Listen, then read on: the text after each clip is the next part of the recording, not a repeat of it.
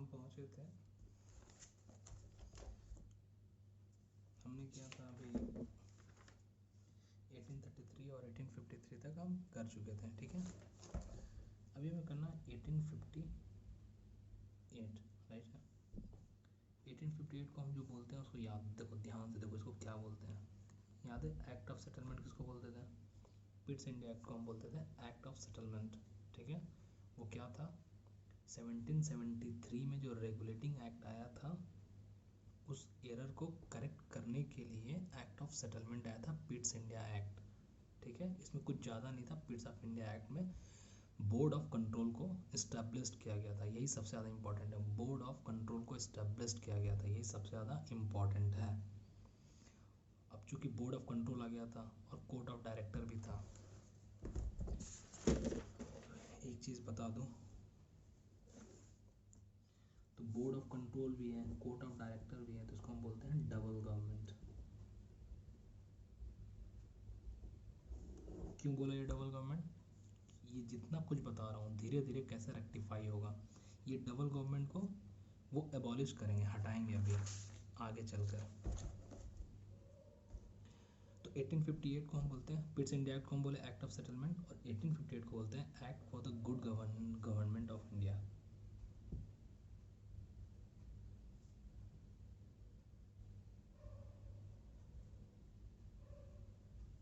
Right, act of good government of India. और तुम्हें एक बात बता देता हूँ, इसमें इससे पहले थोड़ा स्टोरी क्रिएट करते हैं। क्या करिए, देखो 1857 का रिवोल्ट आया, 1857 का जो रिवोल्ट हुआ, जो जिस भी वजह से रिवोल्ट हुआ, आपको सब मालूम है, वो हिस्ट्री में आप पढ़ लीजिएगा। स्टोरी में जो बोलते, उसमें जो प्रॉमिस किया गया वो क्या किया गया पता है? सबसे पहला जो प्रॉमिस किया गया, सबसे पहला प्रॉमिस किया कि किसी भी नेटिव, मतलब जो क्या होता था, हम प्रिंस हैं, हम किसी रजवाड़े के प्रिंस हैं, किंग हैं, लेकिन ब्रिटिशर्स आके इसको ह्यूमिलेट कर देते थे। तो यहाँ के जो लोकल लोग होते थे, even prince itself get humiliated. तो सबसे पहली बात ये था, नेटिव प्रिंसेस लोगों को रिस्पेक्ट किया जाएगा, ठीक। लेकिन ये रिस्पेक्ट जो था, किस तरीके से वो पनिश करना था, वो आगे पता चलेगा अभी। दूसरा, या फिर हिस्ट्री में आपको पता चल जाएगा, बट इतना जानना है कि नेटिव प्रिंस को, उनका डिग्निटी को रिस्पेक्ट किया जाएगा। अब प्रिंस हो तो प्रिंस जैसा ट्रीट की जाएगी आपको। एबॉलिश एनेक्सेशन, अब इससे पहले क्या हुआ था? Why it's abolish annexation? Because 1857 का जो रिवोल्ट हुआ था, इसका जो आउट ऑफ मेनी सबसे बड़ा जो रीज़न था, जो लॉर्ड डलहौसी के टाइम पे, लॉर्ड डलहौसी के टाइम पे, जो कि 1848 से 1856 तक आया था, ठीक है। इन्होंने क्या लेकर आया था, सबको मालूम है, doctrine of lapse, doctrine of lapse, ठीक। तो इसमें क्या हुआ था मालूम है ना, बहुत सारे स्टेट्स को इस तरीके से एनेक्स्ट कर लिया गया था। सबसे पहला जो स्टेट था वो था सतारा, और आपको मालूम है झांसी की जो रानी, तो उसका भी रीज़न यही था कि इसको under the doctrine of lapse इसको एनेक्स्ट कर लिया गया था, ठीक है। तो ये क्या हो गया, वो जितने प्रोविंसेस थे वो हॉस्टाइल हो गए ना, and Awadh were the last to annex. बस याद ये रखना कि ये हिस्ट्री का पार्ट है, बट याद ये रखना, Satara was the first state and Awadh was the last state. Awadh हम बोलते हैं लखनऊ बेल्ट को, लखनऊ वाले रीजन को अवध बोलते हैं, अवध बोलते हैं, ठीक है। ये हो गया। अब देखो आगे, एबॉलिश एनेक्सेशन के, अब एनेक्सेशन नहीं करेंगे। तीसरा ये तो पॉजिटिव हुआ। तीसरा जो डेवलपमेंट हुआ वो हुआ डिस्क्रिमिनेशन। इसका सिंपल सा मतलब है कि अब हम आर्मी में ही ब्राह्मण रेजिमेंट बनाएंगे या डिप्रेस्ड क्लास रेजिमेंट बनाएंगे, ताकि एक दूसरे से लोग हॉस्टाइल में रहें, ठीक है। और तो आर्मी का डिवीज़न बना रहे हैं, तो रेशियल डिस्क्रिमिनेशन इसको बोलते हैं रेशियल डिस्क्रिमिनेशन। ये छोटा सा ब्रीफ था कि 1857 में क्या क्या हुआ, 1857 के बाद क्या क्या कदम ली गई, ठीक है। अब बात है कि 1858 हमारा मेन मुद्दा क्या है, 1858 एक्ट फॉर गुड गवर्नमेंट। अब ऑफ इंडिया। ठीक है, अब जो सबसे पहला जो काम किया गया, सबसे पहला काम वो ये भाई, ऐसा देखो कैसे डेवलपमेंट हो रहा। पहले ईस्ट इंडिया कंपनी की मोनोपोली ब्रेक की गई, सिर्फ चाय छोड़कर, टी छोड़कर। उसके बाद ईस्ट इंडिया कंपनी की ट्रेड वाली मोनोपोली ही पूरा हटा दी गई। अब क्या किया, abolished all together east India company. East India company का ही वजूद ही गायब करा दिया गया। ठीक, अब जो है वो direct comes under British crown, direct comes under British crown. अब जो रूल कर रहे हैं, जो नेटिव प्रिंसेस हैं, जो गवर्नमेंट है, जो राजा रजवाड़ा है, या फिर जो भी ब्रिटिश प्रोविंसेस हैं, देखो दो तीन चीज़ होती थी। एक ब्रिटिश प्रोविंसेस होती थी, एक कमिश्नरेट होती थी, जैसे यूनियन टेरिटरी जो डायरेक्ट सेंट्रल गवर्नमेंट के अंदर आती है, और एक प्रिंसली स्टेट है। अब ये सब रिप्रेजेंट किसको कर रहा है, ब्रिटिश क्राउन को, ब्रिटिश क्राउन को। जनरली कौन रिप्रेजेंट करेगा, जो ब्रिटिश प्रोविंसेस हैं, प्रिंसली स्टेट नहीं। Princely state does not directly comes under British. सिर्फ जो ब्रिटिश के अधीन थे, जिन्होंने एनेक्स किया था, फॉर एग्जांपल इनमें से वो सब रिप्रेजेंट करते थे ब्रिटिश को। बट उतना ब्रिटिश क्राउन को उतना कॉम्प्लेक्सिटी में नहीं जाना, बस जानना सिर्फ इतना है कि ईस्ट इंडिया कंपनी को हटा दिया गया। अब जो सर्वे सर्वा direct representation under his majesty, her majesty, यानी अंडर डायरेक्ट क्वीन और किंग। ठीक, ये हो गया। अब एक और तुम्हें बात बता दूँ, ये जानना जरूरी है थोड़ा, कि इसको जो अबॉलिश करने के बाद डायरेक्ट जो ब्रिटिश क्राउन आया, वो आया तुम्हारा, इसको बोलते हैं इलाहाबाद दरबार में। इलाहाबाद दरबार हुआ था जिसमें लॉर्ड कैनिंग डिक्लेयर किया था कि proclamation, queen proclamation,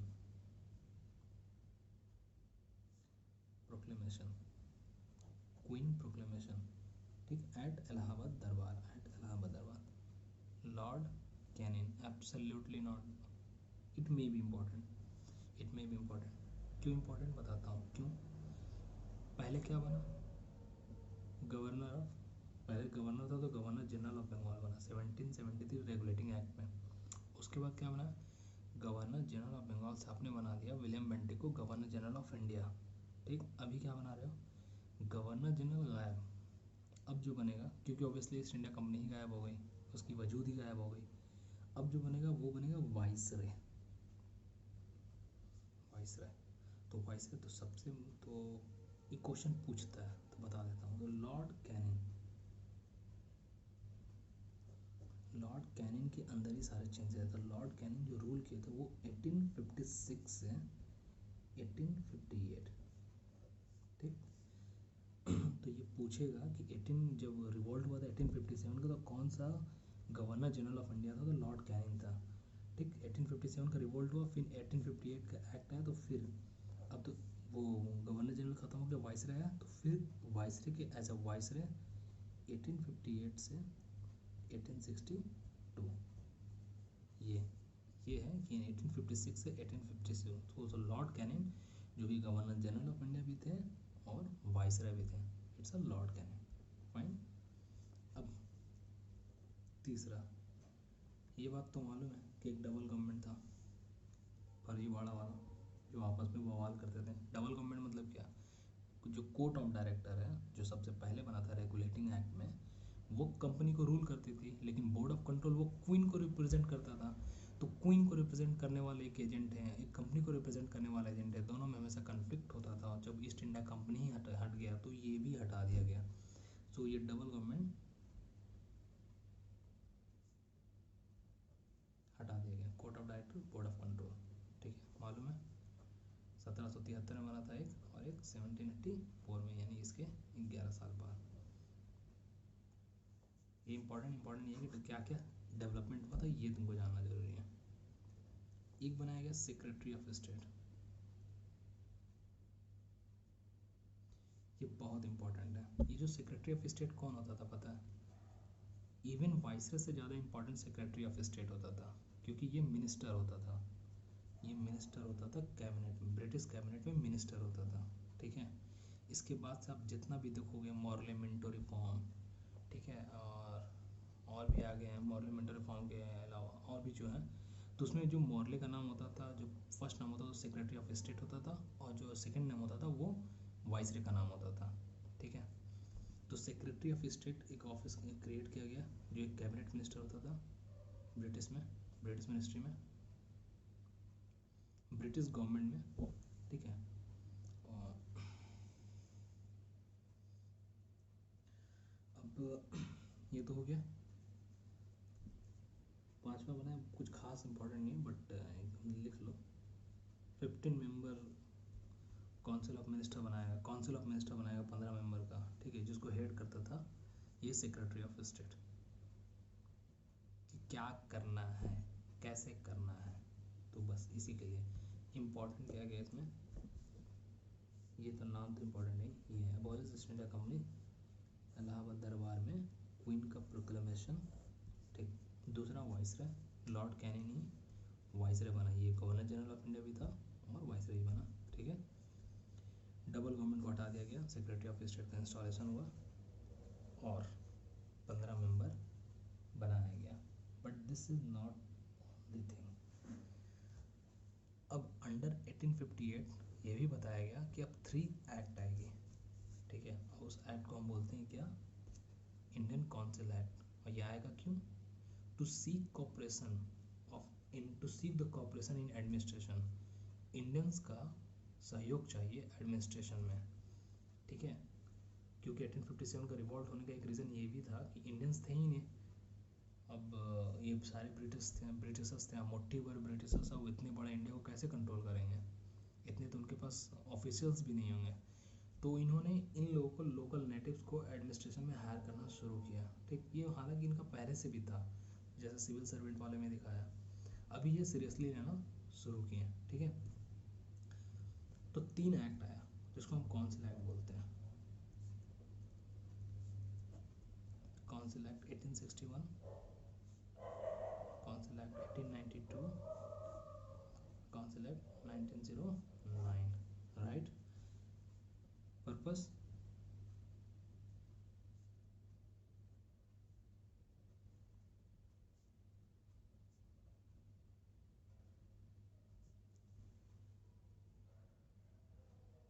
cooperation in administration, ठीक है। ये अब हम बात करेंगे इस पे, तो यहाँ 1858 हो गया। अब जो इम्पोर्टेंट बचा वो क्या, काउंसिल एक्ट 1861, 1892 एंड 1909। इसके बाद जो आएगा, वो इंडियन गवर्नमेंट एक्ट आएगा जो 1919 और 1935 होगा, ठीक है। फटाफट 1861 को देख लेते हैं।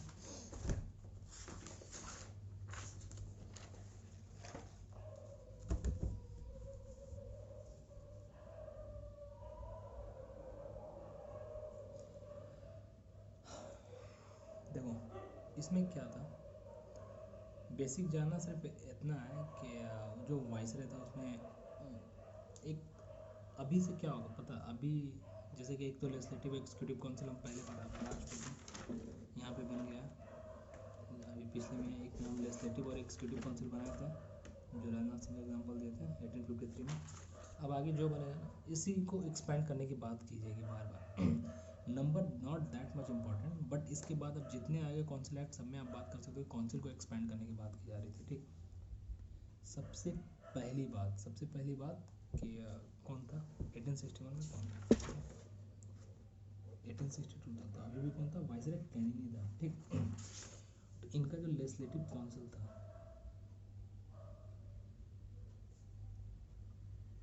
लेजिस्लेटिव काउंसिल याद है ना, लेजिस्लेटिव काउंसिल कितने मेंबर, 6 से 10 मेंबर होते थे, member not important, member is not that much important. तो इस 6 में से 3 जो है इंडियन होते हैं, 3 इंडियन को चूज़ किया गया, और 3 इंडियन कौन थे, ये इम्पॉर्टेंट है, जो पूछ सकता है, कभी कभी पूछता है। बनारस राजा, मतलब बनारस के राजा थे, ठीक है, और तुम्हारा एक पटियाला के महाराजा थे, फिर एक सरदिनकर राव थे, तो पटियाला महाराजा सर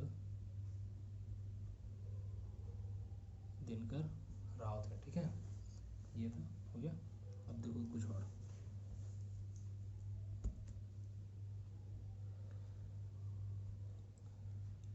ये एक चीज़ बता देता हूँ, शायद अगर गौर किया होगी तो ये क्वेश्चन पूछता है कि सबसे पहले कब इंडियंस यानी लोकल्स को इंडियंस को एडमिनिस्ट्रेशन में शामिल करने की बात की गई थी। ठीक, एग्जाम्पल ऑप्शन दे देगा 1833, 1833 दे देगा, 1853 दे देगा, 1861 दे देगा और 1891 दे देगा, बताना है। तो आंसर होगा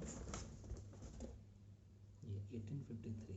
ये देख रहे हो, माँ बाप मुंबई, आगरा, बंगाल, बक्सर। तो ये लोकल लेजिस्लेशन में इनको शामिल करने की जो बात की गई थी, तो इसका आंसर 18 फर्स्ट टाइम एडमिनिस्ट्रेशन में लोकल्स पीपल को भरने की जो बात की गई थी, शामिल करने की बात की गई थी, वो थी 1853 एक्ट। ठीक है, तो इसलिए यहाँ पे तुम नोट लिख सकते हो, नोट कर लो, ऐसे ऐसे लिख लो।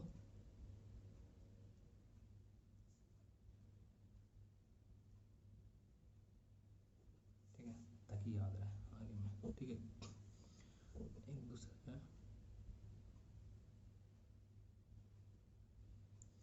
डिसेंट्रलाइजेशन किया गया था, इसका क्या मतलब है? देखो इसका क्या मतलब है, याद है मैंने क्या बोला था? 1773 का जो रेगुलेटिंग एक्ट था, governor of Bengal become governor general of Bengal, और बाकी जो 2 प्रोविंसेस थे उनको उसमें शामिल कर दिया गया था। ठीक है, एक तो governor become governor general of Bengal and 1833 में governor general of Bengal become governor general of India कर दिया गया था। ठीक है, अभी क्या कर दिया गया, अब इसमें क्या हुआ था, इसमें यही हुआ था कि जो बंगाल और मद्रास पर, तो ये दोनों बंगाल के अधीन थे, बॉम्बे एंड मद्रास प्रेसिडेंसी। ये डिसेंट्रलाइज किया गया, मतलब नाउ अब restore restore the Bombay and Madras presidency. इसका क्या मतलब हुआ? डिसेंट्रलाइजेशन मतलब क्या हुआ? डिसेंट्रलाइज का मतलब समझते होगे, नहीं समझते तो ब्रीफ में देख लो। पंचायती राज है, पंचायती राज। अब एक बात बताओ, इस पंचायत को गांव के लोग इलेक्ट करते हैं, ठीक।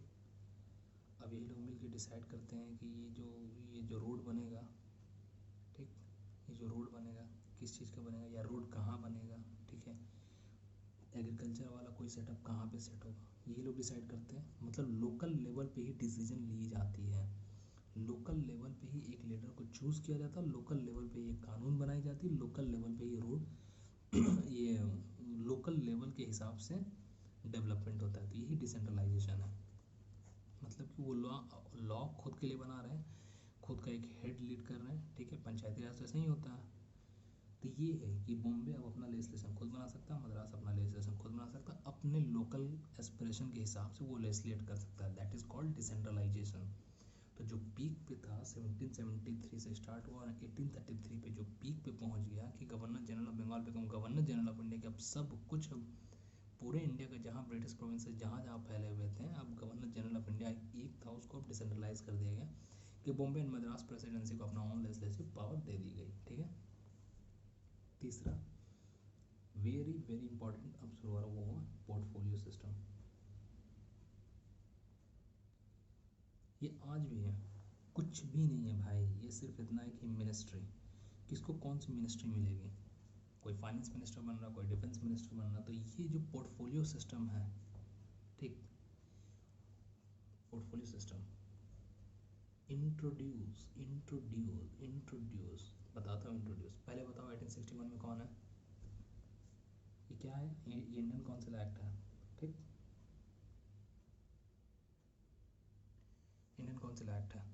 एंड अब बताना ये है कि इसमें है कौन, Lord Canning, Lord Canning, fine, Lord Canning ही है अभी, तो इंट्रोड्यूस बाय लॉर्ड कैनिंग, ये याद रखना है, ये क्वेश्चन पूछता है।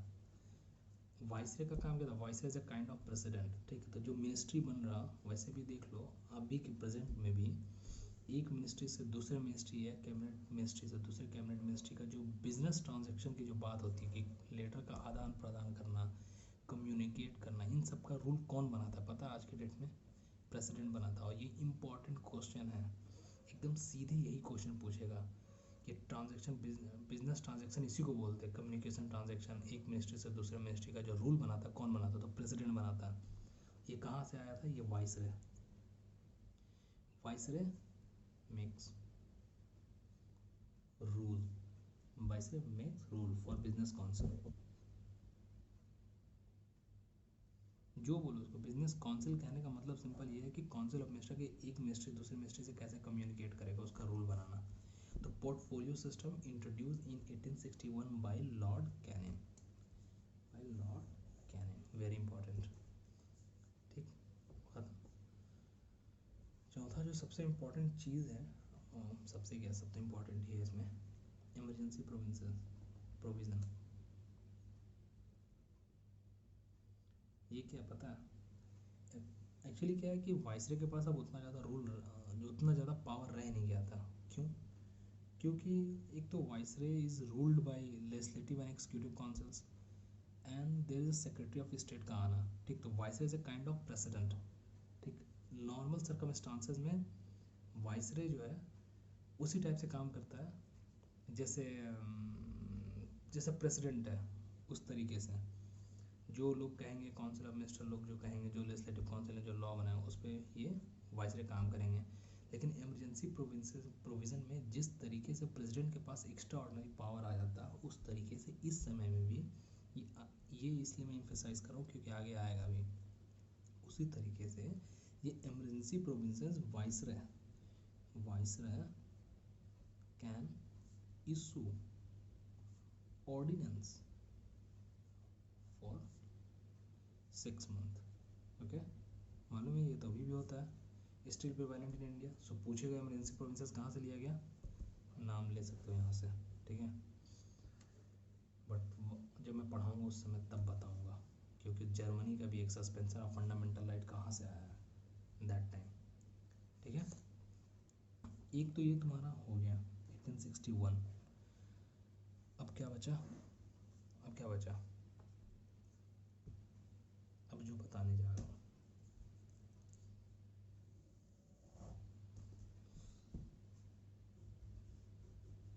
ये नहीं, लेजिस्लेटिव काउंसिल। जो लेजिस्लेटिव काउंसिल था, लेजिस्लेटिव काउंसिल में जो 3 इंडियंस को शामिल करना था, तो ये नाम पूछ सकता है, पहला चीज़। दूसरा, जब इसी में नोट करके लिख लेना, फर्स्ट टाइम लोकल 1853 एक्ट में, ठीक। दूसरा, डिसेंट्रलाइजेशन का कंसेप्ट मैंने बता दिया क्या होता है। तीसरा, मैंने पोर्टफोलियो सिस्टम बता दिया, लेकर आए थे इन्होंने ही, ठीक है। ये लॉर्ड कैनिंग बहुत इंपॉर्टेंट है। चौथा तो ये, और ये बहुत इंपॉर्टेंट है, ठीक है। अब जो आ रहा है 1892 इंडियन काउंसिल एक्ट, इसका थोड़ा हम, ये इंपॉर्टेंट है, थोड़ा इंपॉर्टेंट, सारा काउंसिल एक्ट इंपॉर्टेंट है, लेकिन इससे ज़्यादा इंपॉर्टेंट ये है। इसका हम थोड़ा बैकग्राउंड देखते हैं क्या होगा, ठीक है। इस समय अब थोड़ा देखो 1885 के करीब कांग्रेस बन चुका था, ठीक है। जो सबसे बड़ा इंपॉर्टेंट चीज़ था वो था इकोनॉमिक क्रिटिक। जो मैं नाम बता रहा हूँ उस नाम को रट लेना।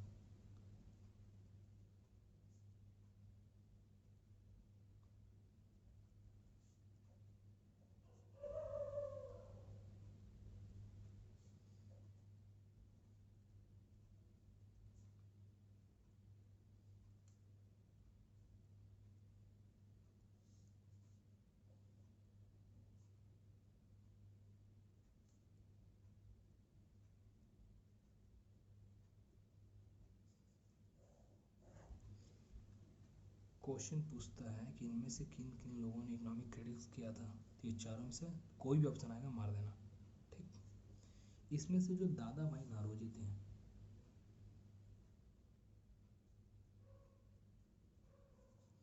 इन्होंने लेकर आया था एक drain theory. What does it mean? इसका मतलब क्या हुआ, ड्रेन थ्योरी का मतलब ये हो गया कि हम सब दे रहे हैं, मेरे पास तो कुछ आ ही नहीं रहा, आप चूस रहे हो, आप एक्सप्लॉइट कर रहे हो। तो इन्होंने, दादा भाई नौरोजी ने with the help of drain theory उन्होंने बताया कि आप जो कहते हो कि आप बहुत बड़े वेल विशर हो इंडिया को, आपकी वजह से डेवलपमेंट हुआ है। फॉर एग्जांपल 1850 वो डलहौसी के टाइम के 1856 के टाइम आप बोलते हो ना कि टेलीग्राफ लेकर आया, फिर से आपने इंजीनियरिंग कॉलेजेस खोले हैं, फिर से रेलवे आया, तो आपने डेवलपमेंट कराया। तो उन्होंने बताया कि कैसे आपने सब कुछ एक्सप्लॉइट किया है, कैसे। फॉर एग्जांपल उन्होंने बताया कि आप मिलिट्री एक्सपेंडिचर कर रहे हो, आप लड़ रहे हो अपने लिए, अपने कॉलोनी को बचाने के लिए पूरे वर्ल्ड में लड़ रहे हो, लेकिन पैसा कहाँ से लगा रहे हो, इंडिया से लेके जा रहे हो। ठीक। दूसरा दूसरा ये कि आपने टैरिफ प्रोटेक्शन रखा रखा है, ठीक है, अपने लिए फ्री कर रखा है। और इधर टैरिफ प्रोटेक्शन मतलब कि क्या कहने का मतलब ये है कि लोकल जो मार्केट है, जो लोकल मार्केट है उसको प्रोटेक्ट करने के लिए आप टैरिफ प्रोटेक्शन लगाओ। उनका पहला डिमांड ये था, क्योंकि आपने कोई टैरिफ प्रोटेक्शन नहीं है। अभी आपने क्या किया है बताता हूँ क्या क्या है। 3 चीज़ लिख लो, पहले टैरिफ प्रोटेक्शन लगाओ, दूसरा मिलिट्री एक्सपेंडिचर को कम करो, भाई सारा पैसा आप लगा रहे हो यहाँ का वहाँ पे, ठीक। तीसरा सॉल्ट टैक्स अबॉलिश करो, ये इनका डिमांड था, ठीक। ड्रेन थ्योरी से इन्होंने क्या बताया, इन्होंने बताया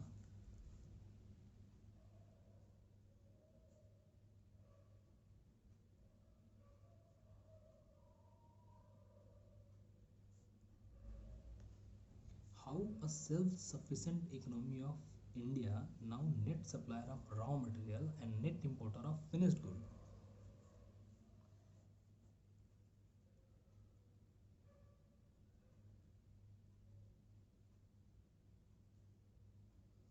क्या मतलब हुआ, net supplier of raw material and net,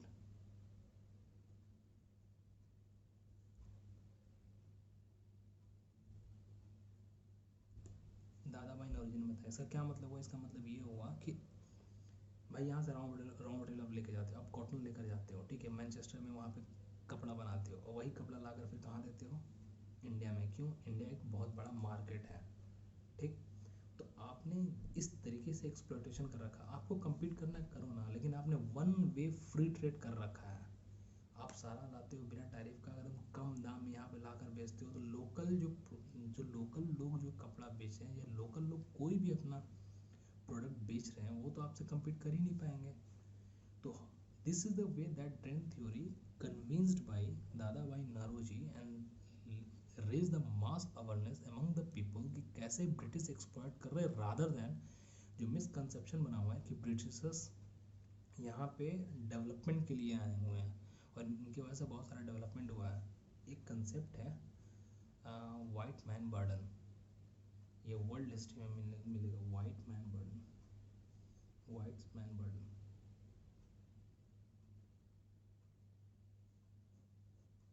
छोड़ दो, क्या कंसेप्ट है, छोड़ दो, ऑलरेडी मैं इतना सुन जाता हूँ, ठीक है। 1892 में अब जो दूसरा हुआ था, ये तो कंसिस्टेंस बढ़ा, इतना सारा कंसिस्टेंस बढ़ा, क्या स्लोगन दिया गया, no taxation without representation, no taxation without representation, ठीक है। ये स्लोगन कहाँ का है, ये अमेरिकन रिवॉल्यूशन स्लोगन था,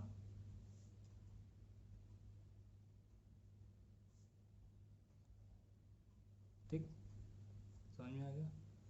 ये अमेरिकन रिवॉल्यूशन स्लोगन था, नो टैक्सेशन विदाउट रिप्रेजेंटेशन। इसका क्या मतलब है, एक मर्सेंटाइल कैपिटलिज्म एक कंसेप्ट है। कहने का सिंपल सा मतलब ये है कि ये अमेरिका है, ये ब्रिटिश है, ये ब्रिटिश की कॉलोनी है, ब्रिटिशर्स इन अमेरिका पे राज करते थे। यहाँ का जितना नियम है, कानून है, फाइनेंशियल फिजिकल जो भी है, ये ब्रिटिश बनाते थे। ब्रिटिश पार्लियामेंट में डिसाइड होता था कि आप किससे ट्रेड करोगे, कितना आपका टैक्स लगेगा, this all are decided by Britishers, ठीक। तो इनका कहना था, ये अमेरिकन का कहना था कि ये भाई हम अपनी जिम्मेदारी खुद लेते हैं, टैक्स कितना लगेगा नहीं लगेगा, अगर मेरा रिप्रेजेंटेशन होगा तो हम डिसाइड करेंगे, अगर मेरा रिप्रेजेंटेशन नहीं है तो फिर हम आपकी बात नहीं मानेंगे। तो नो टैक्सेशन विदाउट रिप्रेजेंटेशन, हमें रिप्रेजेंटेशन दो, हम करेंगे उसमें जो टैक्स वाला जो काउंसिल बनेगा उसमें हम रहेंगे, या फिर हम खुद तय करेंगे कि हम किससे ट्रेड करें किससे ट्रेड ना करें। आप नहीं होते हैं मुझे बताने वाले। ये वर्ल्ड हिस्ट्री का है, किस तरीके से क्राइसिस आया था और किस तरीके से ब्रिटिशर्स डिस्क्रिमिनेटरी पॉलिसी लेकर आया था कि अमेरिका किसी और से ट्रेड नहीं कर सकता। तो वर्ल्ड हिस्ट्री का कंसेप्ट है, बस ये याद रखना है कि no taxation without representation slogan इस समय आया था। It helps you to realize कि आगे 1892 में क्या आने वाला है, कि क्या क्या बदलाव आना चाहिए। तो 1892 से पहले ये सारा डेवलपमेंट हुआ था, ठीक। और एक बात हुई थी, वो हुई थी कि Gokhale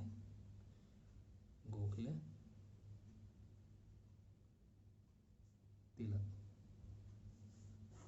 they collectively demanded self government like Australia Canada, ठीक। ये इतना जो मैंने अभी बताया है इसका एक रीज़न है, बिकॉज ये 1892 से तुमने देखना कैसे ड्रास्टिक चेंज आते जाएगा हर कुछ में। आपने ये वाला चीज़ नहीं माना, अच्छा आपने ये दे दिया लेकिन आपने ये नहीं दिया, इसलिए फिर अगला एक्ट आ रहा, इस तरीके से, इसलिए मैंने ये बताया। 1892 समझ में आ गया क्या क्या हुआ, एक बार फिर से देखो। पहले आपको नाम याद रखना कि इकोनॉमिक क्रिटिक हिस्ट्री में कौन कौन था मॉडर्न हिस्ट्री में। Dadabhai Naoroji, R C. दत्ता, देवेंद्र वाशवा, जस्टिस एम.जी. रानडे, ये लोग थे कब, 1892 से जस्ट पहले के करीब, जो ट्रेंड थ्योरी दिया गया था, यानी कि जब ये बन गया था कांग्रेस आ चुका था, मास कंसेशनस बढ़ चुकी थी, ठीक है। दादा भाई नौरोजी का drain theory very very important, is always के बहुत ईजी है, बस यही देता है कि drain theory given by home, propounded bye Dadabhai Naoroji. उनका एक कहना क्या था कि टैरिफ प्रोटेक्शन दो, जैसे मैं बताया कि भाई आप रॉ मटेरियल ले जाते हो और सीधे आप आगे फिनिश गुड यहाँ पे लेके आते हो, तो जो लोकल जो मार्केट है वो ख़त्म हो रहा, ख़राब हो रहा, तो इसलिए टैरिफ प्रोटेक्शन दो। दूसरा मिलिट्री एक्सपेंडिचर, जो आप इंडिया के दम पे इंडिया का पैसा यूज़ करके कहीं और अपने कॉलोनियल एस्पिरेशन के लिए, क्योंकि ब्रिटिशर्स को रॉ मटेरियल चाहिए था, गुलाम बनाना था लोगों को, ज़मीन कहीं पे नील की खेती करनी थी, कहीं पे शुगर की खेती करनी थी, इसके लिए बहुत सारे कंटिन्यूसली लड़ाई लड़ते रहता था। So that's why military expenditure इसको कम करो, और इसका सॉल्ट टैक्स एबॉलिश, ये हमेशा से डिमांड रहा कि सॉल्ट टैक्स एबॉलिश करो, क्योंकि सॉल्ट टैक्स एक ऐसा था, सॉल्ट गांधी जी का नाम था कि सॉल्ट से आप पूरे मिलियंस लाइफ को टच कर सकते हो, बर्बाद कर सकते हो सॉल्ट को कंट्रोल करके। और सॉल्ट एक काइंड ऑफ सेंटिमेंट्स भी था, इसीलिए डांडी मार्च गांधी जी सॉल्ट से ही स्टार्ट किए, क्योंकि गरीब हो अमीर इसको सब यूज़ करता है, ठीक है। स्लोगन दिया गया एंड दैट टाइम कि नो टैक्सेशन विदाउट रिप्रेजेंटेशन, और ये भी गोपाल कृष्ण गोखले एंड दादा भाई नौरोजी एंड तिलक, उनका डिमांड था कि self government like Australia and Canada. ये सब बात कब की हो रही है, 1892 की। अभी होम रूल लीग 1915 नहीं आया है, जो कि होम रूल भी सेल्फ गवर्नमेंट है, बस ये स्टार्टिंग कंसेशनस यहाँ से हो रहा, जो आगे भी चलेगा 1915 एंड सो ऑन, आगे चलते जाएगा, फिर कैसे वो पूर्ण स्वराज में बदल जाएगा 1929 में। Finally we get the independence, fine dominion status फिर आएगा, जो क्रिप्स मिशन की बात होगी, और फिर कैसे कॉन्स्टिट्यूएंट असेंबली बनेगा, ये हिस्ट्री का पार्ट है। बट याद रखना कि 1892 के करीब सेल्फ गवर्नमेंट की बात की गई थी, जो 1892 एक्ट में, 1892 के एक्ट बनने से पहले जो जो चीज़ इन्फ्लुएंस किया था वो ये सारी चीज़ें इन्फ्लुएंस की थी। सो 1892 एक्ट, बहुत पैसा कौड़ी की बात हो गई, फाइनेंशियल बात होगा, इसलिए इन्होंने बजट लेकर आया, एक लॉलीपॉप दे दिया, लो बजट। क्या कर सकते हो बजट के साथ, डिस्कस डिस्कस, ठीक। बजट का एक नियम होता है, बजट को चलो बताते हैं, ये बजट में हम डिस्कस कर सकते हैं एंड क्वेश्चन एंड आंसर हम कर सकते हैं, ठीक। क्वेश्चन आंसर कर सकते हैं कि आपने ये बजट लेकर आया तो इसके लिए आपने कितना लाया, अगर इसके लिए इतना लाया तो इतना आपको क्यों, इतना, इसका आप जवाब दीजिए, बस जवाब दीजिए, क्वेश्चन एंड आंसर। लेकिन नो सप्लीमेंट्री, कोई सप्लीमेंट्री क्वेश्चन नहीं पूछ सकते हैं आप, याद रखना, बहुत बहुत इंपॉर्टेंट है ये, बहुत ही ज़्यादा वेरी इंपॉर्टेंट। सेकेंड, कोई अमेंडमेंट आप नहीं कर सकते हैं, ठीक। थर्ड, नो सप्लीमेंट, कोई, अरे supplement, sorry, no voting, voting नहीं कर सकते। याद रखना सिर्फ लॉलीपॉप दिया गया था बजट का। हाँ ठीक है, बजट अब इंडिया में कौंसिल एक्ट में बात की जाएगी, इंडियन लोग इसमें पार्टिसिपेट करेंगे कोई क्वेश्चन नहीं पूछ सकते हैं आप, ठीक है। दूसरा जैसे हमेशा से आया, एक्सपेंशन ऑफ लेजिस्लेटिव काउंसिल, ठीक है। Number is not important, but अभी 6 से 10 था, तो पहले में 6 से 10 था, तो अभी 10 से 16 कर लो, ठीक है। अब जो बता रहा हूँ देखो कैसे इंपॉर्टेंट है, वो ये है। अब इसमें जो आएंगे ना वो इनडायरेक्टली इलेक्टेड आएंगे। इससे पहले में क्या था, ये नॉमिनेटेड थे, बनारस का राजा, पटियाला के महाराजा, सर दिनकर राव, ठीक। ये जो है इनडायरेक्टली इलेक्टेड है, ठीक है, समझ में आ गया, इनडायरेक्टली इलेक्टेड है। इम्फेसाइज करने का मतलब ये है कि इलेक्शन वर्ड कहीं यूज हुआ नहीं है,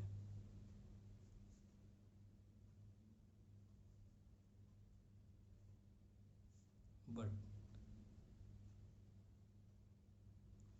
the element of election procedure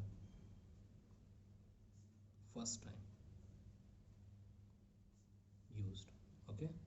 election word कहीं यूज नहीं हुआ, लेकिन इलेक्शन का प्रोसीजर कि हम इस तरीके से उसको फुलफिल करेंगे। कोई नहीं बोला कि इलेक्शन है, चलो आप तुम ये कह देना, वो उनको चूज़ कर लेंगे, वो उनको चूज़ कर लेंगे, ऐसे करके, ठीक।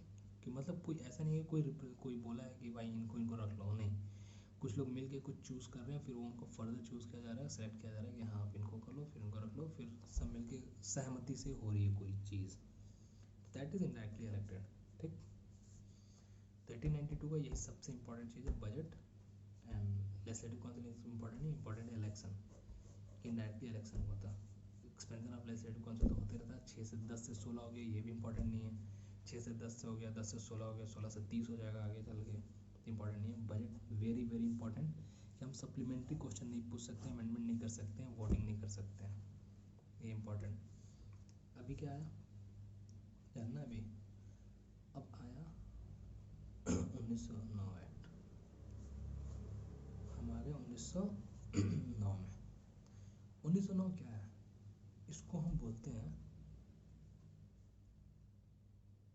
मॉर्ले। कौन है Morley, secretary of state. Minto कौन है, Minto is Lord Minto, that is Lord Minto, viceroy, ठीक। तो इसको हम बोलेंगे मॉर्ले मिंटो रिफॉर्म, जनरली क्या बोलते हैं, मॉर्ले मिंटो रिफॉर्म, ठीक। इससे पहले थोड़ा सा देखते हैं आखिर हुआ क्या था, ठीक है। देखो 1909 में, अभी एक्ट की बात नहीं कर रहा हूँ, थोड़ा सा बैकग्राउंड बना रहा हूँ। Aga Khan leads Shimla deputation,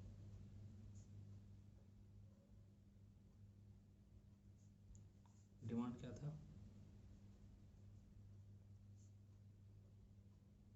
separate electorates, कि भाई एक सेपरेट इलेक्टोरेट्स अलग होता है, और एक रिजर्व सीट पे इलेक्शन होना अलग होता है, दो डिफरेंट चीज़ होती है, ठीक है।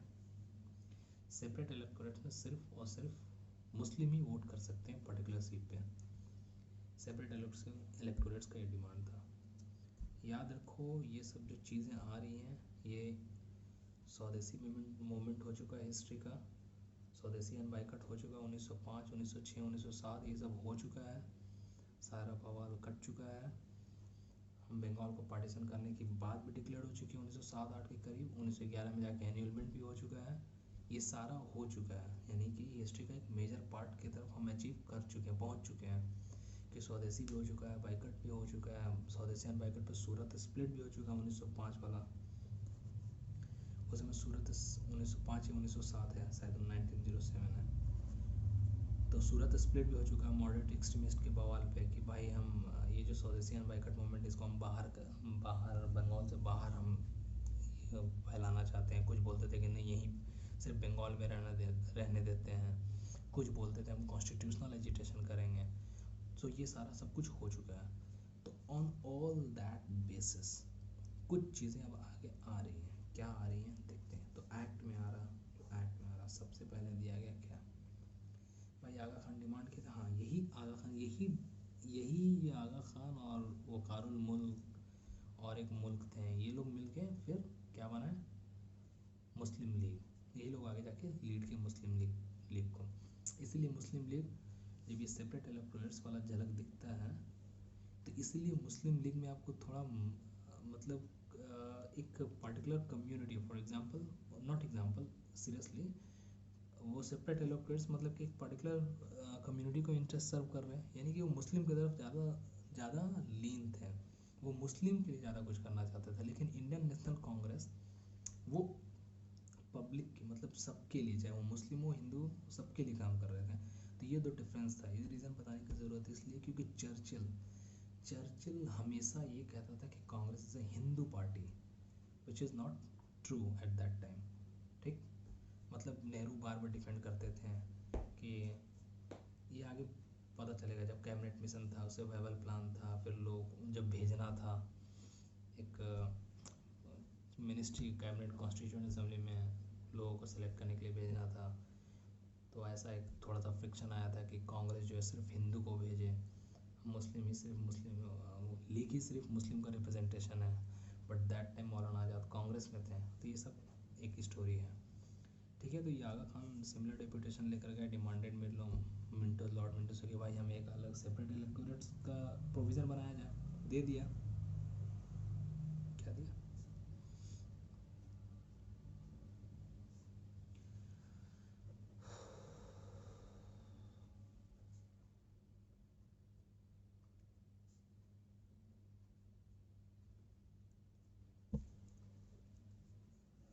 जो फर्स्ट टाइम है ना separate electorate, first time introduce for Muslim, ये याद रखना है, first time separate electorates introduce for Muslims. ठीक, बहुत इंपॉर्टेंट है। दूसरा क्या लेकर आया, हाँ एक और चीज़ बता दें कि इसी की वजह से ये सेपरेट इलेक्टोरेट्स हुआ, जैसे कि लॉर्ड मिंटो को बोला जाता है फादर ऑफ,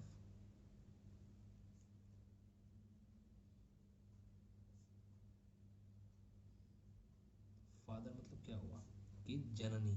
ठीक, तो शुरुआत इन्होंने ही किया था। इस पे बहुत ट्रिकी क्वेश्चन बनता है, क्योंकि रिजर्वेशन हर बार मिलेगा हर किसी को, धीरे धीरे सबको इसका मज़ा मिलेगा, लेकिन शुरुआत कहाँ से वो जानना ज़रूरी है। ठीक है, दूसरी जो चीज़ है वो है बजट। अभी पिछले में बजट में क्या आया था, बजट में जो चीज़ नहीं दी गई थी बजट में पिछली बार, इस बार सब कुछ मिल रहा है आपको। मतलब कि आप वोट भी दो, सप्लीमेंट्री भी आस्क कर सकते हो, अमेंडमेंट भी कर सकते हो, सब कुछ कर सकते हो। लाइक बजट जैसे आज पास होता है कि आप बजट पास करते हो, फिर वोटिंग करते हो, फिर डिस्कस करते हो, फिर उसको थोड़ा सा इसमें कट करते हो, उसको बताते हो कि ये कट करो, अपना हक रखते हो, सिर्फ क्वेश्चन आंसर तक सब लिमिट नहीं है, ये बताने का मतलब है। ठीक, तीसरा जो, इसको तो तुम जितना इम्पोर्टेंट का वो कम है, हर बार ये बात पूछता है कि अभी तक क्या कर रहे थे, अभी तक लेजिस्लेटिव काउंसिल में सबको सेलेक्ट कर रहे थे। ठीक,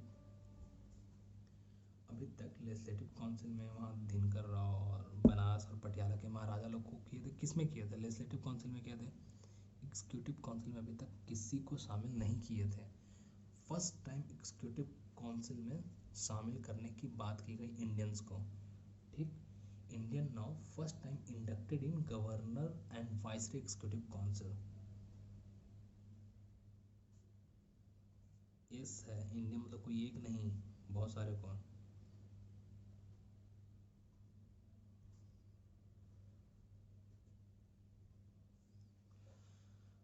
क्या बोलते हैं इसको, काउंसिल, एग्जीक्यूटिव काउंसिल।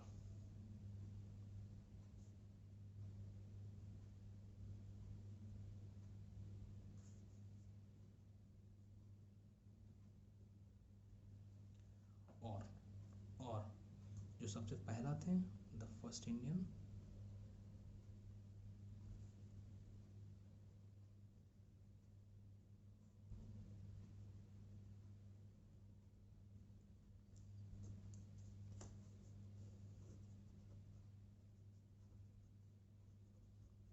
बहुत ही ज़्यादा इम्पॉर्टेंट है, ये बहुत ही ज़्यादा इम्पॉर्टेंट है। ठीक, प्रॉब्लम ये था कि सेल्फ गवर्नमेंट की बात 1892 में बात की गई थी, उसमें तो खैर मिला ही नहीं, तो अभी ये फुलफिल नहीं हुआ था, तो अभी भी सेल्फ गवर्नमेंट नहीं मिला, तो ये एक कसक रह गई थी, अभी भी सेल्फ गवर्नमेंट की कोई बात की नहीं गई थी। इसका भी एक स्टोरी है, वो बोला कि अभी गवर्नमेंट, अभी इंडिया इतना मैच्योर नहीं हुआ कि उनके हाथ में कुछ सौंप दिया जाए। ठीक है,